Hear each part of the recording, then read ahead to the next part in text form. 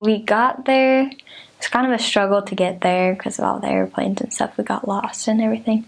But when we got there, it was nighttime, and our mission president was there with both APs, and I don't know, we were just all so excited. We were just nervous and just so excited to really just start and figure out where we were going, what companions would be ours. And I remember everyone was speaking Spanish, and I had no idea what they were saying, and I was super nervous because I didn't know what was going to happen. But our mission president and his wife were really awesome, and they both speak English, so they were helpful, and they were able to tell us, like, calm us down a little bit and tell us how awesome it was going to be. And we spent the night there, and then we found our companions, and then we went to where we were going.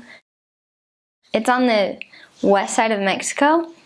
It's the Baja California, the south end. So it has like the really big touristy places like La Paz and Los Cabos, and it has Mazatlan, and then right above Mazatlan is Culiacan. So it's a big mission. Like, we had to fly to go to the Baja to get to our new areas, and it's like the drug capital of Mexico, but it's not really that scary. I think the church is growing still. It was growing when I was there. The closest temple is in Hermosillo. It's right above our mission, so there wasn't a temple in our mission.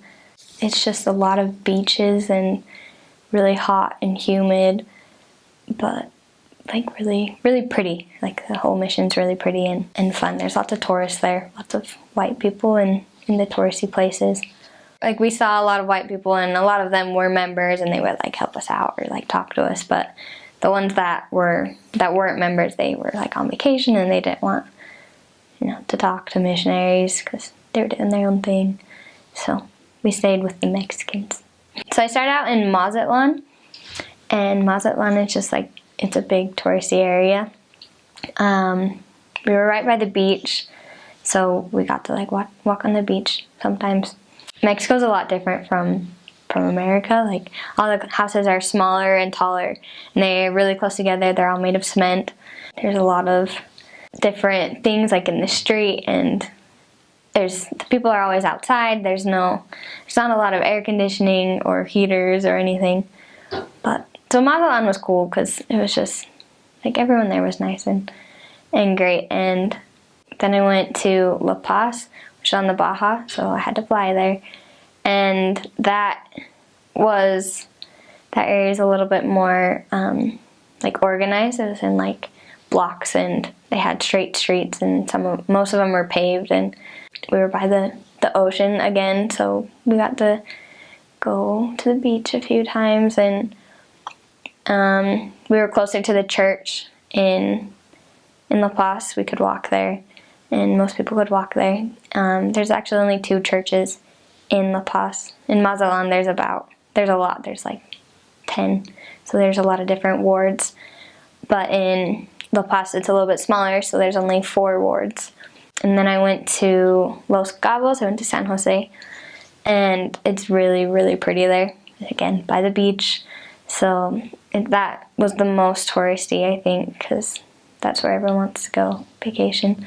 But that was also the most poor, like the poorest area I served in. They're like down by the main street. The people had more, like they actually had houses, but the farther up you went, it got to be like sand, and people lived in houses that was just like one room made out of like wood boards. Like, they didn't have running water. Like, it was a lot more poor and a lot more humbling to be there, because like they don't have a lot.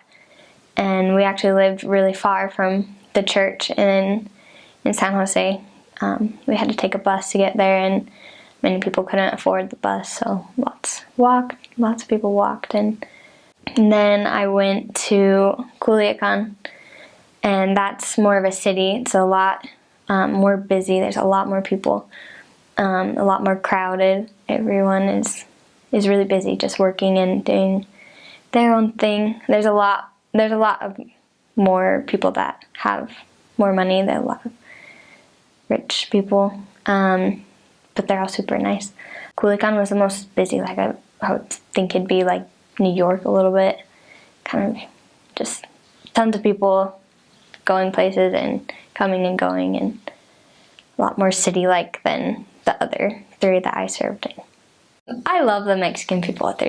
They're so loving and accepting of everyone. Like, they will just bring you into their house without knowing you. They'll offer you food. They'll offer you anything you want, a glass of water. They're just so, like, they just want to help. They just want to love you, and they're very hardworking. They don't have a lot there. There's a lot of people that are poor that aren't able to have the same things that we have, but they work so hard to be able to provide for their families and help others around them. And they're just like the most loving people I've ever met. Everyone says hi to each other in the streets, even if you don't know them, and everyone's so friendly and so welcoming, and like they're amazing. Like, I love the people of Mexico because they're just always there for you. They'll do anything for you. They're so loving. I don't even know another word. They're just loving. I think one of the biggest differences between like here in Mexico is you have to like accept what they give you. They get really offended if you don't eat all their food, or if you don't like accept something that they're offering you.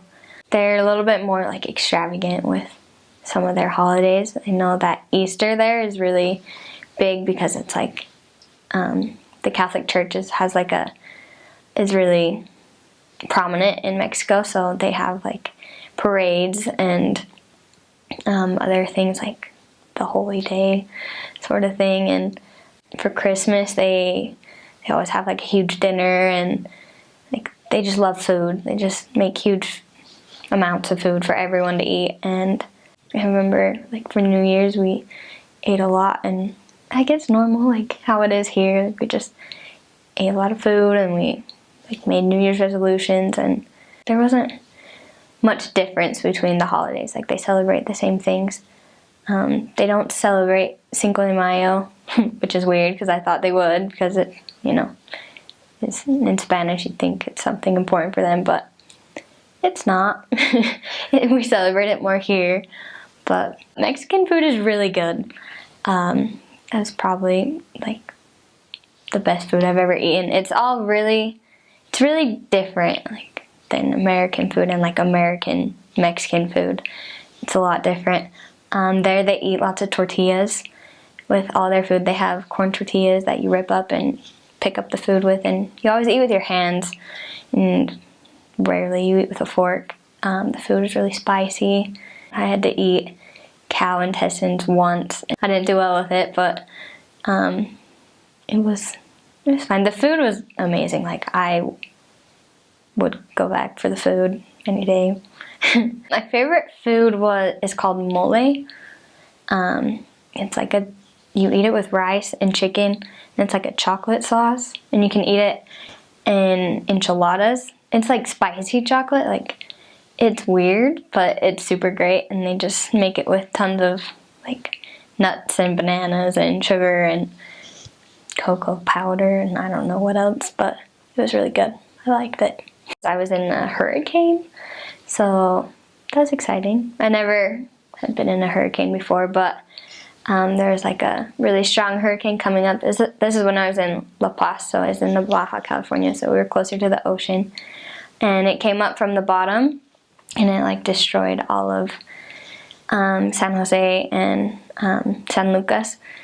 And then it came up to La Paz, and I just remember we went home. We had to go home early, and then we had our mission president, the wife of our mission president, and all the elders calling us and preparing us, like making sure we had everything that we needed, that we were safe in our house. And it was like 10 o'clock, and our power went out, and it was really hot and humid, so we didn't have air. We couldn't open our windows, so it just started to get really hot. And then we tried to go to sleep, and around like 1 o'clock in the morning, the hurricane like arrived at where we were, and so we like looked out our window through our bathroom, like a really small window. We stood on a chair in the shower to look at it, and we could just see the the trees, they were like bent in half with all the wind, and there were things flying in the air.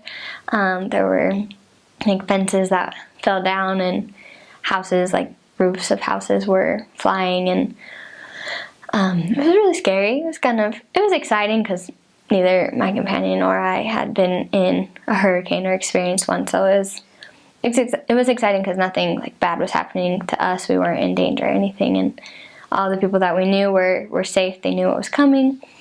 So we were kind of scared, kind of nervous, but it was also fun. And then we woke up the next day, and like it was all kind of destroyed a little bit. I remember that's when we like did a lot of service. Like we got together as a zone and as a district, and we would go and help people. We'd clean up their houses and do different things to help them just get back to, have their houses and have everything that they needed. We didn't have running water for 2 weeks. We didn't have power for 2 weeks. The missionaries from San Jose and San Lucas had to come up to La Paz and live with us for a week, and it was all kind of chaotic, but it was super fun. It was a good experience because even though it was hard and it was difficult to live in those circumstances, we were able to help a lot of people and kind of use that hurricane as a way to like talk about God and how we need to be prepared, and we need to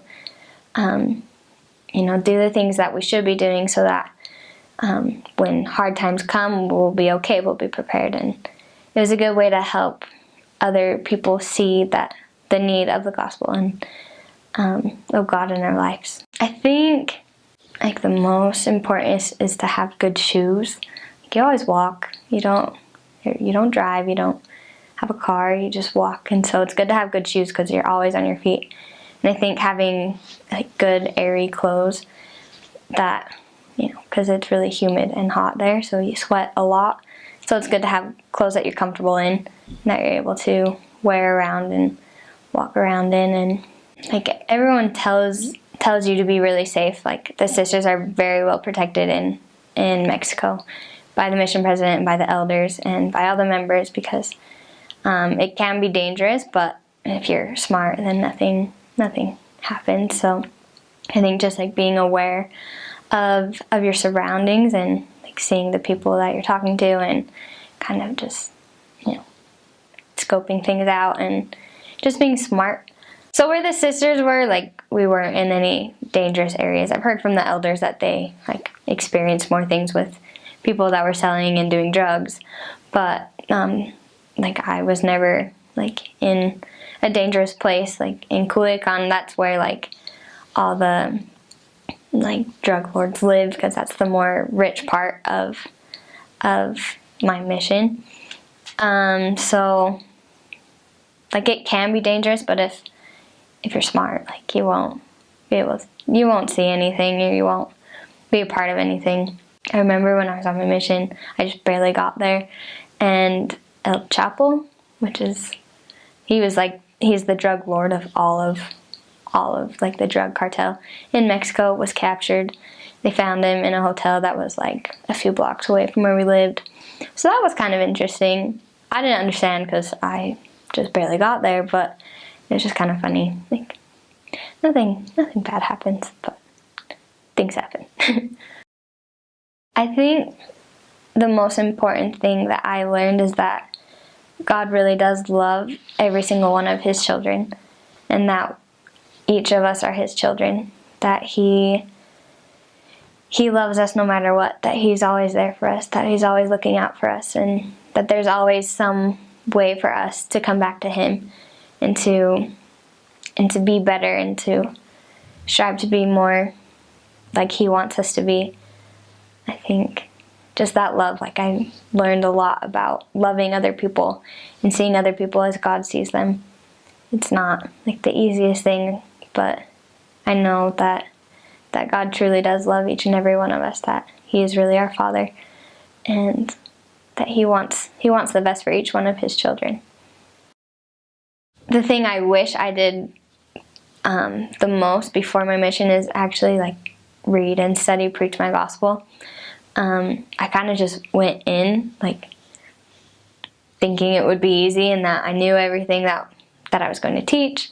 And then I got into the MTC and it was kind of hard. We were more focused on Spanish, like learning Spanish, than learning the doctrines that we would teach. And then I got to my mission and like I knew everything, like, but I didn't know how to teach it. I couldn't like think of it in like simple terms. So I think a really important thing to do is really like study like what you're going to be teaching. Like you get practice and you learn how to do it on your mission, but even preparing more would help. I think taking a mission prep class is awesome. I didn't take one, and so I think that would be a really good idea. What I've learned from being home from my mission, like when I was leaving and everyone would tell me like, you're going to lose the spirit, it's not going to be the same, you're going to like have this spiritual decline, and I think that really affected me because I was just expecting it to happen. So I was just kind of like prepared but sad because I knew it was coming.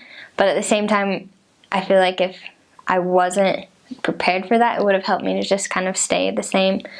And I think the most important thing to do is just to keep up the habits that we learn on our missions. Like I realized like that studying the scriptures and really saying your prayers and being diligent about that really helps you every day to be in a better mood and to be just happier and be able to think of Christ more during the day. Like we're not 100% focused on it because we're not missionaries, we're not teaching other people about it, but it's still something important that we need in our lives. And I feel like those little habits that we learn are supposed to be for the rest of our lives. And like I've seen it work in my life, doing like those little things, like they help me just to feel better about myself, like that I'm doing what God wants me to do and that I'm trying every day to be a little bit better, to change a little bit, to be more like He wants me to be. And I feel like that's really important for returned missionaries, so we don't just lose everything that we learned and that we experienced.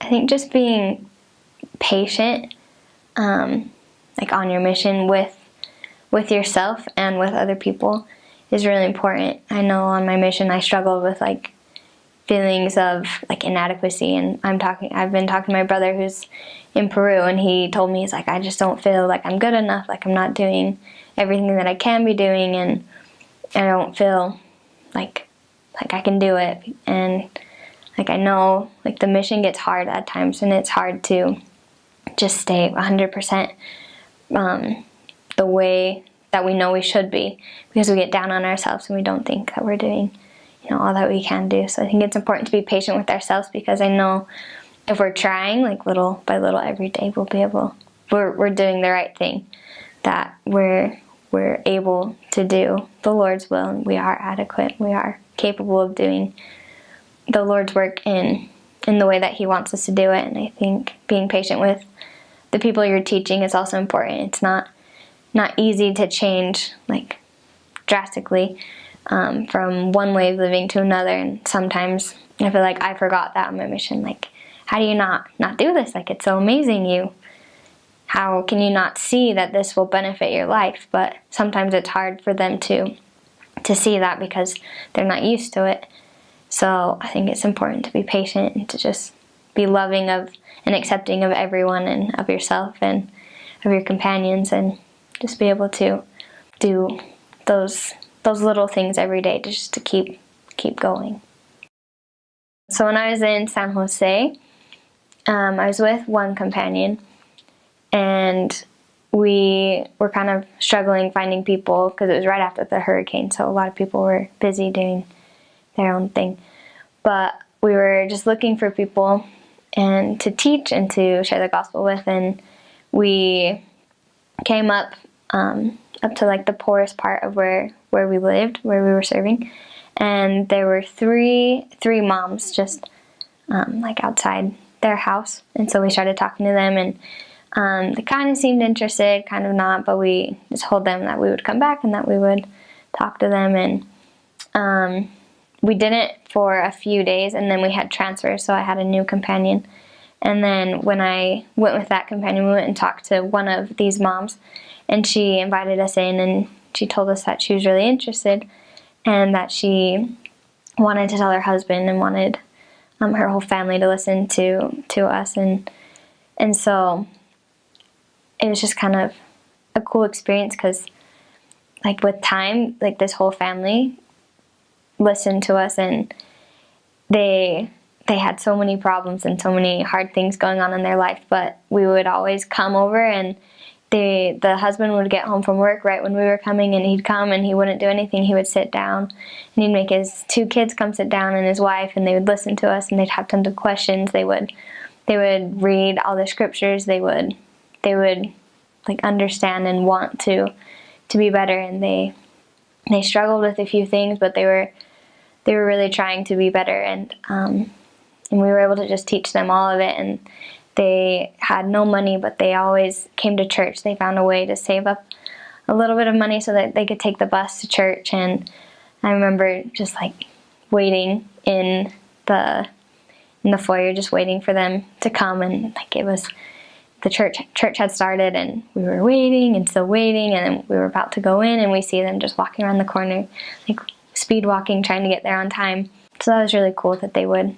come, and they had their baptismal date, and it was right after transfers, and like I had this like huge, like I had like this love for them that I can't describe, and I just wanted to be there for them, but I got transferred, and so it was just kind of heartbreaking, and I couldn't see it, and I remember that my companion later called me and told me that all four of them were baptized, and that they were super excited, and they were praying that they would be able to go to the temple and be able to be sealed as a family. And I think it's just amazing that they could change so much, and they're just amazing people, and it was just great to be able to teach them and see that change in their lives, and see the gospel and the atonement work for them, and it was really cool.